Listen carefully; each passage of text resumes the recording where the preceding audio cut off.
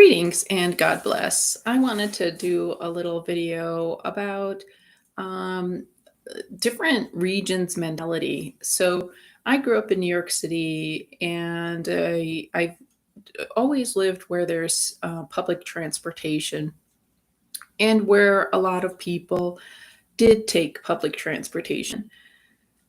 And and so and just where there was more infrastructure or awareness of people that walked, and it wasn't like a shame. It wasn't shameful to be a pedestrian or a bicyclist. uh, and we just knew it was healthy to be walking, and just being your own agency of going to the store or going to school. And since I've moved inland, when I was living in Montana, people were like, like assuming you drive, and then if you're a walker, assuming, oh well, then you just like to hike 50 miles in the worst weather, and that's not true either. And I'm used to mixed use residential commercial areas where there's a store that's close by, rather than locations that are segregated, where the suburbs are 5 miles away from where the stores are. And so in places where it's like that, where the suburbs are 5 miles away and the stores are all like 5 miles away, it's made like impossible for anybody with a limited amount of energy to be on their own 2 feet. And the thing is, I really do like to walk. So when I was living in Montana, I got the sense, like, just die already. Like, it's a lot of rich people, and then the low income, Section 8 people, not a huge middle class, and those middle class, or the working class rather, are just under so much pressure because they're charged crazy amount for a slum that they have to rent, and then they're working a crummy job that doesn't have OSHA protection or whatever. And it's basically, they're like a slave to paying their rent. And the slave owners are not, they don't, nobody cares about their workers. It's mind boggling. So anyway, so Missoula was like, um, like, die already. That's the vibe I got. If you weren't a millionaire. And then here in Rapid City, South Dakota, like, if I was to summarize how the city felt to me, it's like, why aren't you dead yet? you know, and Rapid City is definitely a very challenging place on a lot of different levels. And so, when you're a New Yorker or in San Francisco, everybody takes the train because having a car is such a nightmare, or at least it was. And it was just more practical. People took the train, even if they had a car, because finding parking was impossible. And so you weren't looked down upon. There was a lot of, everybody was just trying to make public transit work so the city would function. And then you move to a place that has just this bare nod to public transit, like Rapid City, which is like, it's every hour, and it stops at 5. That is very poor service. That is shame. You might as well not have that service. The bus stops aren't even marked. A lot of the times there's no shelters. Like, this is a place that has 60-mile-an-hour winds, hail, like very serious hail that breaks windows. And so sometimes there's no shelters, there's no seats, there's no signs. And it's just very limited sphere. And not to mention this whole lockdown mentality, and it was here. It seems to be anything that's funded by the government, or that gets like MacArthur Grant Foundation kind of things, or MacArthur Foundation grants. uh, I think those push this suffocation, injection, social control agenda. So so Missoula was like, die already. Rapid City's like, aren't you dead yet? And I mean, I since I've been here, I mean, the homelessness, the just how messed up people's bodies look, like compared to, let's say, San Francisco. Yeah, people are crazy cracked out in San Francisco, but the damaged bodies, and I don't know, it's just a different caliber. I mean, and I grew up in New York City, and you know, I just think there's something different, and I think the negligence here in Rapid City is profound. And not only, and I'm talking about personal experience. I had a bike injury, and the doctor didn't do anything. He didn't do anything other than give me radiation on my leg to see if it was a bone issue. But didn't give me a boot, didn't give me a kneeling scooter, didn't give me crutches even. And I had a broken foot. And, what, like anybody who's had a broken limb that is untreated, it's excruciating. And what are you going to do? Poop and pee in your bed because you can't get up? Because that's basically what I had to deal with. And so it's not like, people try to say that everything is about racism or homophobia or transphobia. It's not. It's about classism. And when I bring it up to people who are pushing these agendas, like when I say that if a trans person is a millionaire, if a black person's a millionaire, you know, is that going to be an issue? Are they going to talk about racism? No, because when you're a millionaire, like people are going to be at attention and do everything they can. That is not to say, though, there's some people who are jerks. There's people who are mean people in general, and no amount of money is going to cause them to behave differently.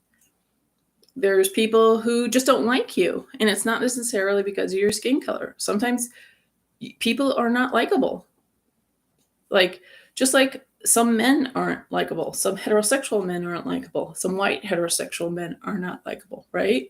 A lot of progressive liberals would agree wholeheartedly with that. Just like some women are not likable, some white women, let's say.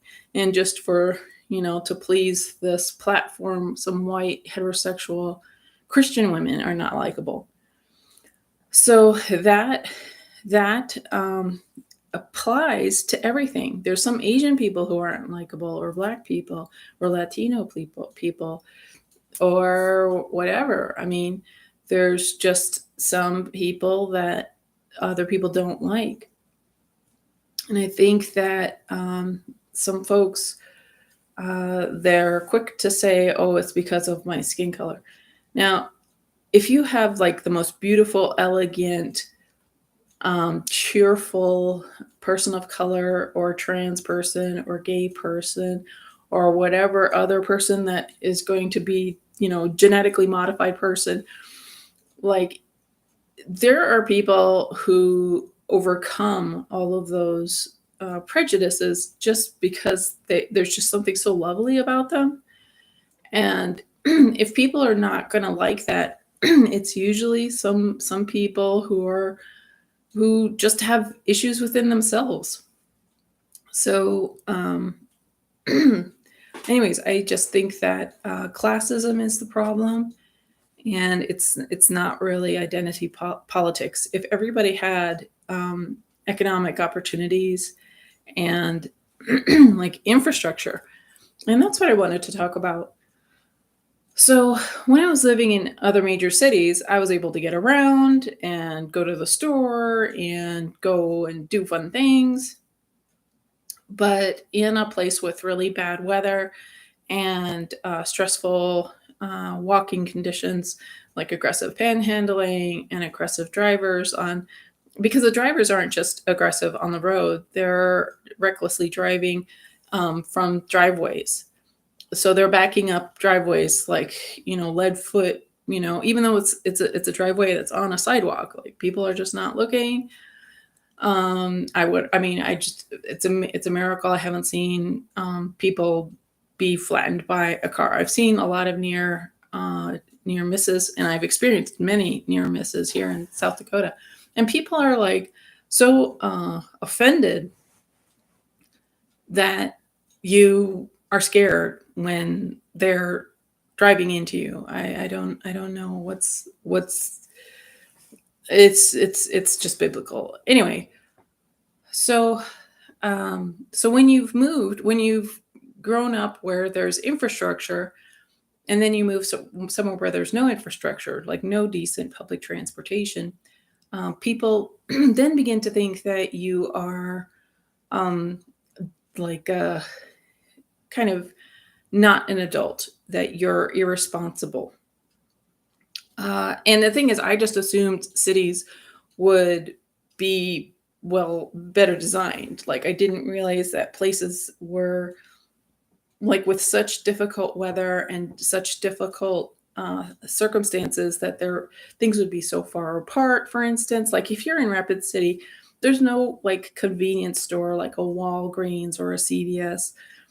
I mean, or like a down home local convenience store. There's nothing like that in downtown Rapid City, which is the tourist trap. So like if you just wanted to like buy a candy bar or buy a little sewing kit, you have to be really clever and resourceful to be like, oh well, I guess maybe the fancy boutique camping supply store, maybe they have a um an overpriced sewing kit. But yeah, so I just didn't know that a city could be so poorly designed and just left to be that way. Not to mention, like all the real estate is at Airbnb for the Sturgis uh, bike rally. Like I had no idea how bad Airbnb was for just regular people trying to find a rental. Not to mention also that the Air Force Base is expanding, so there's incredible competition in Rapid City, and you wouldn't think about it like South Dakota, but yeah, it's terrible. I mean, I've known people for months and years who haven't been able to find housing. Uh, so anyway, so when you're an adult and you've moved to a new location, and other cities just have all this infrastructure, so you're able to take a bus or a train or whatever and get around, or things are close enough that you can get around on your own 2 feet. Well, um, so you move somewhere where it's just very um, kind of deceptively you just made a bad mistake, and so people are like they blame adults who are not able to manage certain things. And what I realize is that like everybody's blaming certain populations that are considered a burden. And yeah, I mean, of course, somebody who has drug addiction, mental health issues, alcoholism, or whatever, like those are a burden. Yeah, I mean, I'm somebody who's a pedestrian, so I'm walking on the street and encountering that, and it's a burden for me. Um, and yet, I think like people blame, like we all need other people's help, and it's hard to ask for people's help, but I don't think we should blame um, an abandoned human being. We shouldn't really blame them for needing help, and unfortunately we're leaving it to the government to help, and the government isn't interested in helping. The government is interested in trafficking people and becoming bigger. So I just think if you consider your own life or your family's life, uh, everybody, like if you have a child, and they're an adult child and you pick them up at the airport and then something comes up and you have to drive them to somewhere else. Like, humans existing is a demanding thing. And I don't think we should blame and begrudge people who have lost it, who just need help. And I'm not exactly sure how to help. I mean, there's clearly people who have a lot of money. They're spending it all on their pets or on their travel or on their third or fourth home. And I think I think those are the people that should be um, helping those so very worse off, or help those who have a vision of how to help those who are worse off. Because I'm on a very low income, so I can't really do a whole lot, and I don't feel entirely safe as a solo individual, dealing with people who have a lot of mental health or addiction issues. Um, but I don't think we should blame messed up people for their needs, and I think there is this blaming. So, because there's blaming, but I think that's like immature, because if we look at ourselves, if let's say you're visiting your adult child has to come pick you up at the airport, and then if something comes up for you, your adult child is taking you, let's say, to the doctor or wherever. So we're kind of begrudging the vulnerable and the dispossessed. We're begrudging them their basic human needs, and their human needs, the more neglected it gets, the more their needs become. And there's got to be a better way, and I bet other countries are doing it much better. And I mean, it's just clear to me, like, America is so self-centered and selfish.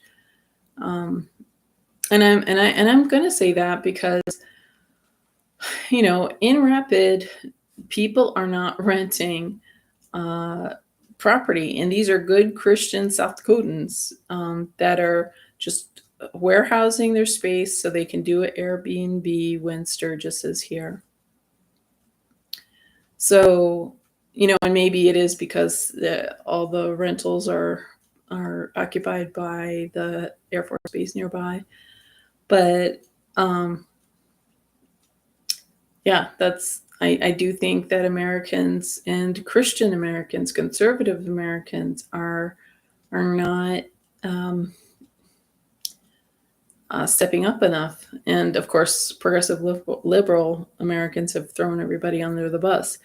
And yes, I'm painting in broad strokes. There's probably a few progressive liberals that are truly helping Americans, and there's probably a handful of conservatives that are really helping Americans. But it just seems like everybody's caring about somebody in another country and abandoning the local needy.